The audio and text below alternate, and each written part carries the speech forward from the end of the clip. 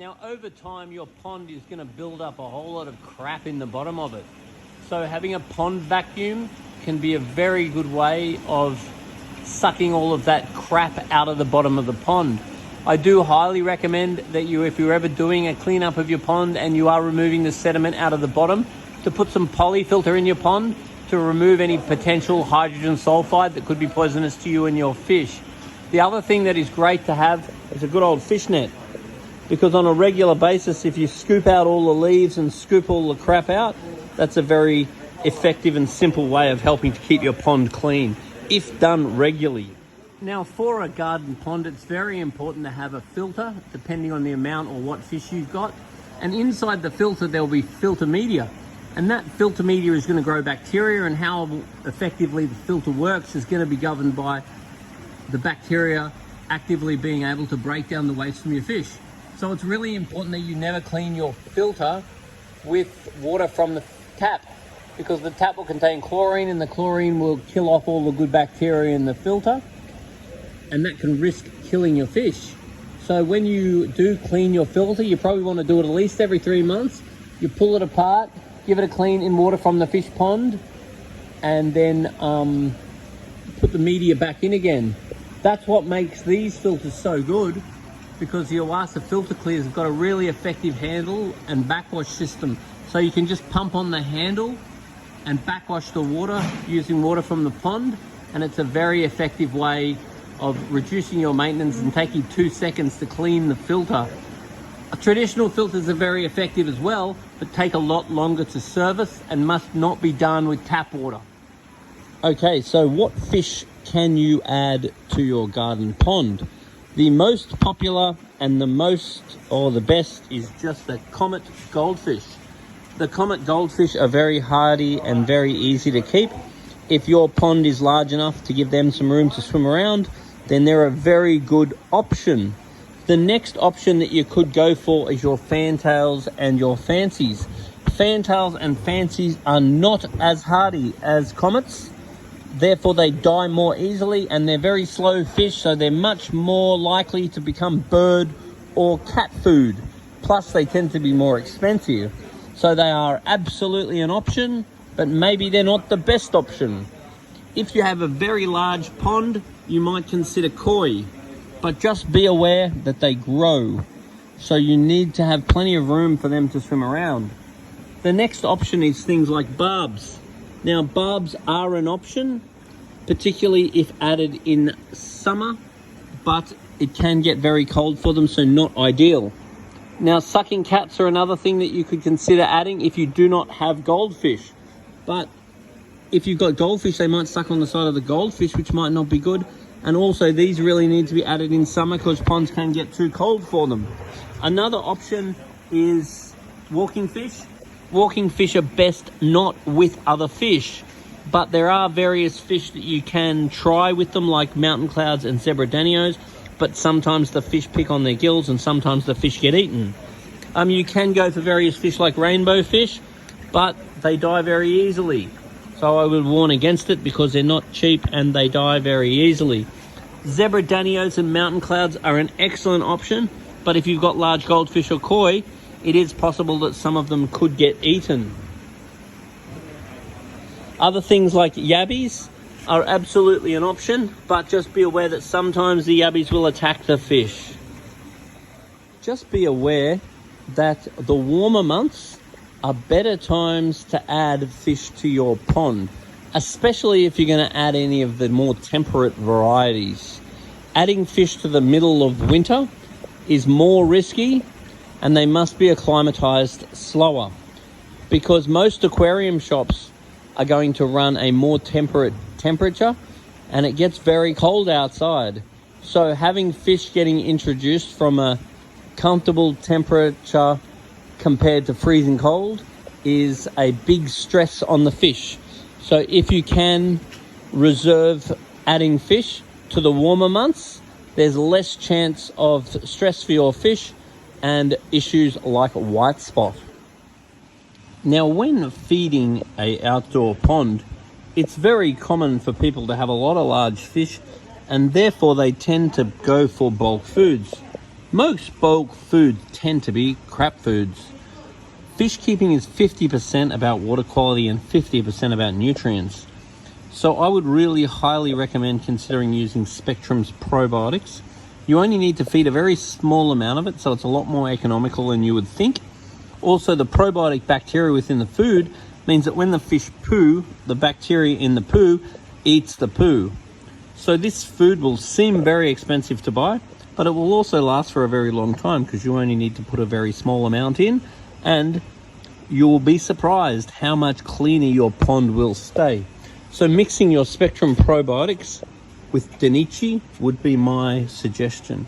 For pure bang for buck fish quality, I don't think anything beats Danichi, but for clean, I think I'd go for Spectrum's probiotics.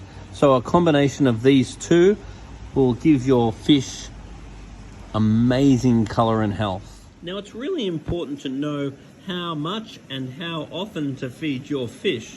Quality of food is everything. Go for good quality foods to get good results from your fish and keep your pond nice and clean, and you don't need to feed as much. Now, assuming that you're feeding a quality food, I will usually feed my pond about 3 times a week. In winter, I'm lucky to feed it once a week because the metabolism will slow down. So I will feed the fish what they eat in 30 seconds, so there's nothing left after 30 seconds. And that's just a guide. I'll be just looking down on my fish and looking at their bellies. And if it goes from their gills and there's a little bit of a belly, then I'm very happy. If you're looking at the gills and there's a big fat belly poking out, then I will typically reduce the amount of food that I'm feeding. If I look at the belly, if I look at the gills and then the belly goes in, then I will definitely increase the amount of food that I'm feeding. So it's very important for you to know what your fish should look like, so you can use that as a guide to slowly change the amount you're feeding. So if you go for a set rule, like what they eat in 30 seconds, 3 times a week, then if you notice they're a bit fat, you reduce it a little bit. If you notice they're a bit thin, then you increase it a little bit. And you give it about a month before you decide whether your routine is working, because you want to change your routine slowly. If in doubt, bring a sample of water and a video down to Majestic Aquariums, and we can offer you some guidance. Now, if you're doing a large cleanup of your pond, something that I highly recommend considering is adding some polyfilter. Polyfilter is a wonderful way of removing accumulants from your pond, which is a wonderful thing for long-term use, particularly if you're not doing regular water changes. Therefore, you may have a lot of accumulants building up in your pond. So this is a great way of reducing your maintenance. The other reason why you might consider using polyfilter is if you do a big overhaul of your pond, then often hydrogen sulfide can build up in the sediment of your pond, and when you disturb that, it can actually be toxic to you and your fish.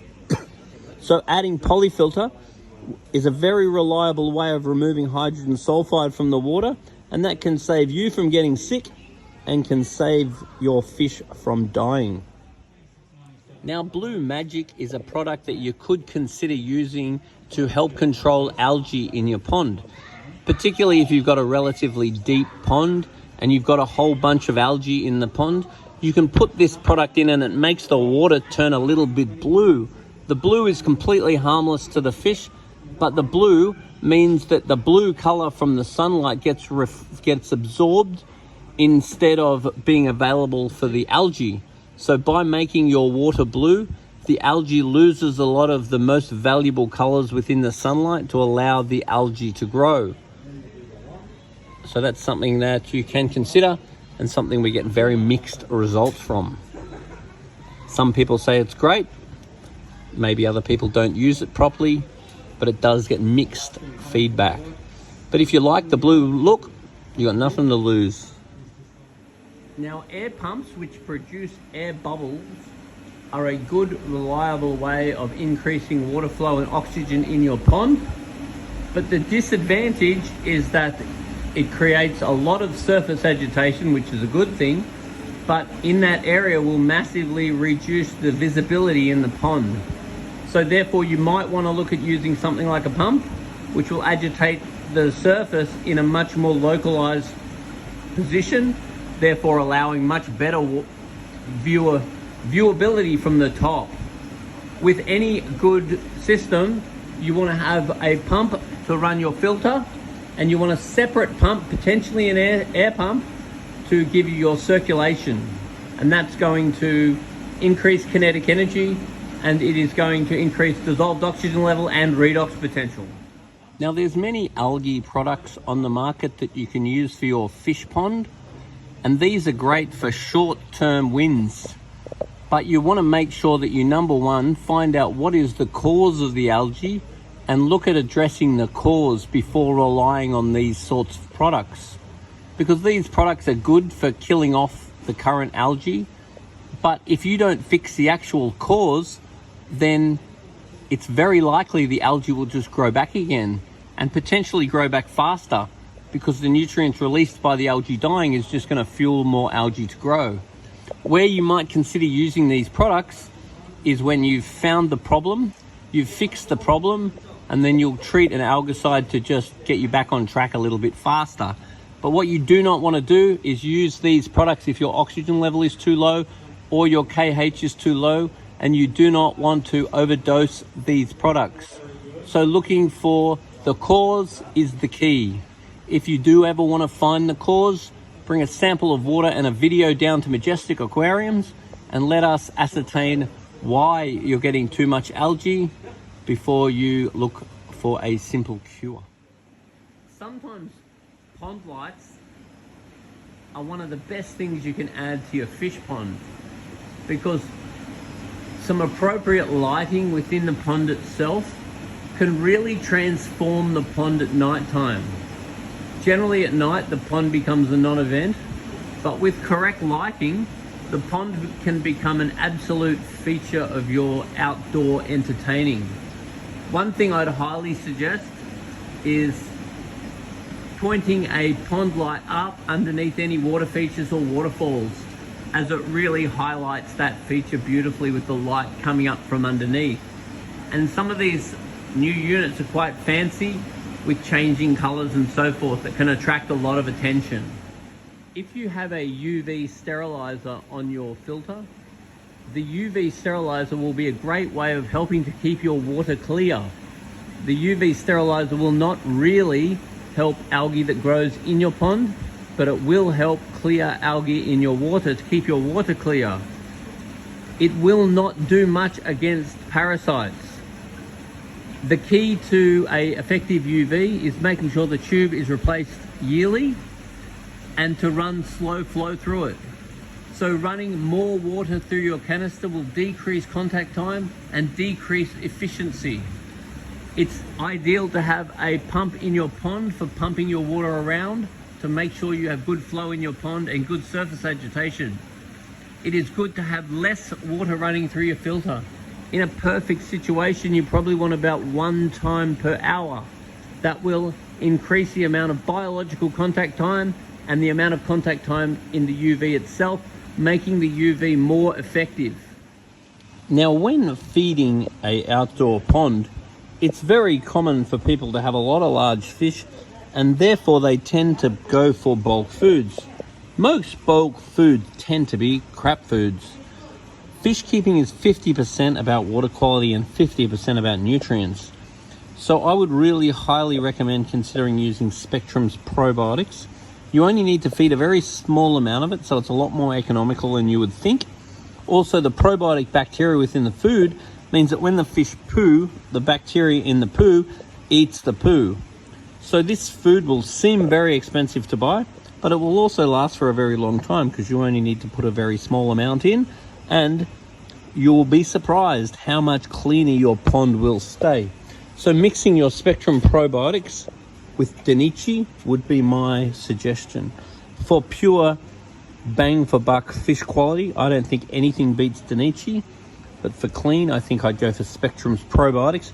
So a combination of these two will give your fish amazing color and health. Now here at Majestic Aquariums, we're ridding our plastic shopping bags, going for the eco choice. So if you want to be one of the cool kids and take your fish home, you can get a Majestic Aquariums reusable shopping bag for $2.99.